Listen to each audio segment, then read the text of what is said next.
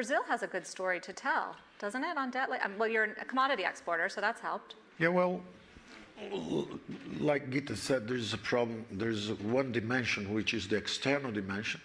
And indeed, Brazil has $360 billion reserves, and the external debt is much lower than that. So we are in a very solid position. We have a huge trade surplus.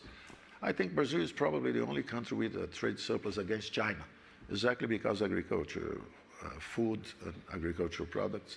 So we are in a very balanced, very comfortable situation when you talk about external debt. Then we go to the internal debt. What happened? When the disease came, when COVID came, our debt GDP ratio was 76.5. And then everybody, even the IMF, forecasted a collapse in the Brazilian economy. They estimated a drop in GDP of 9.7% for Brazil. And then, let's say, as an example, UK, 4%. Happened exactly the contrary. I alerted the IMF mission. It was not Gupta herself. It was somebody else that was removed from the position. She's not there anymore.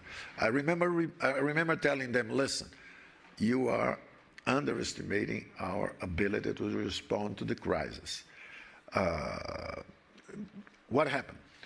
UK dropped at 9.7. The number they assigned to us was the UK. Italy more than 9%, France more than 7%, Germany 5.6%, Japan 4.5%, and Brazil 3.9%. So Brazil dropped less, recovered faster, and at the end, the initial forecast is that our debt GDP ratio would go to 100%, from 76.5 to 100%. Well, last month, we just closed the number, 78.5%. So we did better than all other countries on the fiscal front.